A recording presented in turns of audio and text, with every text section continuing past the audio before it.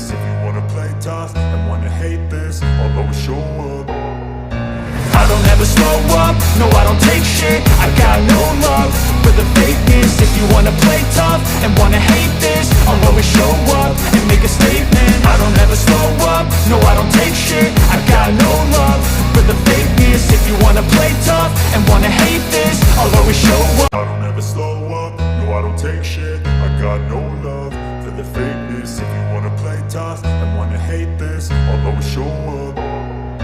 I don't ever slow up, no I don't take shit. I got no love for the fakeness. If you wanna play tough and wanna hate this, I'll always show up and make a statement. I don't ever slow up, no I don't take shit. I got no love for the fakeness. If you wanna play tough and wanna hate this, I'll always show up. I don't ever slow up, no I don't take shit. I got no love for the fakeness. If you wanna play tough and wanna hate this, I'll always show up.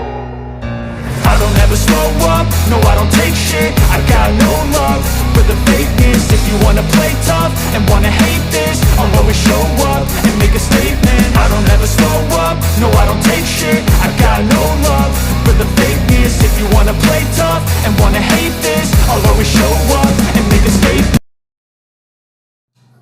Assalamualaikum warahmatullahi wabarakatuh.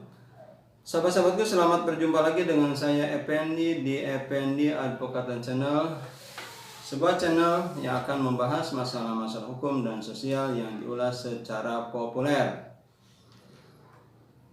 Sahabat-sahabatku, kali ini saya akan menyoroti tentang korupsi. Beberapa hari yang lalu ada 23 orang terpidana korupsi bebas bersyarat secara bersama-samaan. Tentu hal ini menjadi menarik perhatian masyarakat. Di tengah-tengah ada kasus yang besar, kasus Brigadir J dan kenaikan BBM. Ada yang mengatakan bahwa berita tentang 23 napi koruptor yang bebas bersyarat tersebut adalah sebagai upaya untuk menutup isu kenaikan dari harga BBM. Sahabat-sahabatku, dengan adanya peristiwa 23 orang yang bebas bersyarat bersamaan, ada pandangan dari masyarakat bahwa sekarang ini korupsi itu adalah bukan merupakan tindak pidana biasa atau extraordinary. Jadi korupsi itu adalah sama seperti tindak pidana lainnya, seperti pembunuhan atau pencurian. Nah, untuk lebih lengkapnya saya bacakan, saya ambil dari Kompas TV tanggal 9 September tahun 2022.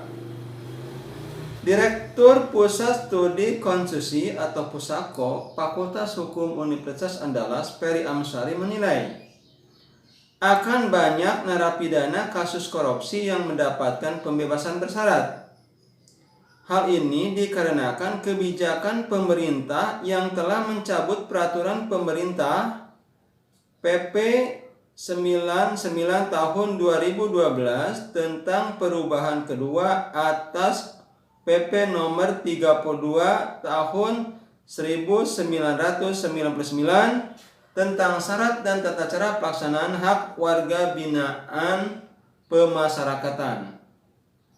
Menurutnya, dalam PP 99 tahun 2012 yang dicabut terdapat sejumlah persyaratan bagi para napi koruptor mendapat hak bebas bersyarat selain sudah menjalani 2/3 hukuman. Nah, sahabat-sahabatku, dulu pada saat berlaku PP 99 tahun 2011, pelaku tindak pidana korupsi yang ingin mendapatkan remisi, maka syaratnya adalah yang pertama, mereka harus menjadi justice collaborator. Yang kedua, mereka sudah membayar denda dan uang pengganti. Nah, hal ini seiring dicabutnya PP 99 tahun 2012, maka syarat itu tidak ada lagi. maka syarat itu sekarang tidak lagi. Maka pelaku tindak pidana korupsi ini sekarang punya banyak kesempatan untuk mendapat remisi. Ini artinya berarti tindak pidana korupsi itu sama saja dengan tindak pidana lainnya. Dan ini juga tentu mengkhawatirkan bagi kita semua. Karena cita-cita pemerintah untuk memberantas tindak pidana korupsi sepertinya hanya omong kosong belaka. Kemudian sahabat-sahabatku, kita lanjutkan lagi. Dihapusnya PP 99 tahun 2012 akan semakin menjauhkan sifat kasus korupsi sebagai extraordinary crime, sehingga pembelaan terhadap kasus korupsi sama seperti kejahatan lainnya. Jadi kita kenal, sahabat-sahabatku, ada 3 jenis tindak pidana yang sifatnya luar biasa atau extraordinary crime, yaitu korupsi, narkotika, dan teroris. Nah, dulu tindak pidana tersebut untuk mendapat remisi itu adalah harus ada syarat tertentu. Sekarang syarat itu tidak ada lagi karena PP-nya juga sudah dicabut. Sehingga seperti yang telah saya sebutkan tadi, bahwa tindak pidana korupsi itu sekarang tidak jauh berbeda dengan tindak pidana lainnya.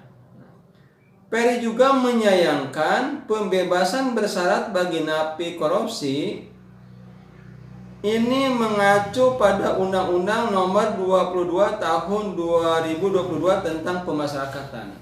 Ya, betul. Jadi di Undang-Undang Pemasyarakatan sekarang, Undang-Undang Nomor 22 Tahun 2022, semua narapidana dari semua tindak pidana itu berhak untuk mendapatkan remisi. Jadi tidak ada lagi pembatasan yang mendapat itu selain tindak pidana korupsi, terorisme, dan narkotika. Semua dengan adanya Undang-Undang Nomor 22 Tahun 2022 ini, semua narapidana berhak untuk mendapatkan remisi.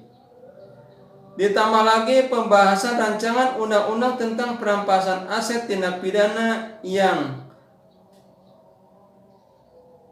molor berkepanjangan. Jadi sahabat-sahabatku, dulu diajukan undang-undang mengenai perampasan aset-aset tindak pidana. Nah, sekarang undang-undang ini udah hampir 10 tahun di DPR tapi belum ditetapkan atau mungkin belum juga dibahas.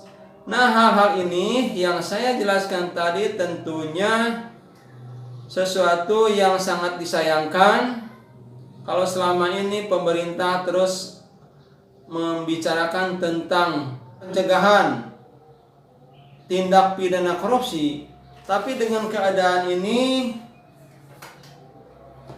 saya sepertinya beranggapan bahwa pencegahan tindak pidana korupsi ini hanya di lisan saja, tapi dalam kenyataan prakteknya tidak demikian. Itu saja mungkin yang saya dapat sampaikan kali ini. Saya tutup, billahi taufik wa hidayah. Wassalamualaikum warahmatullahi wabarakatuh.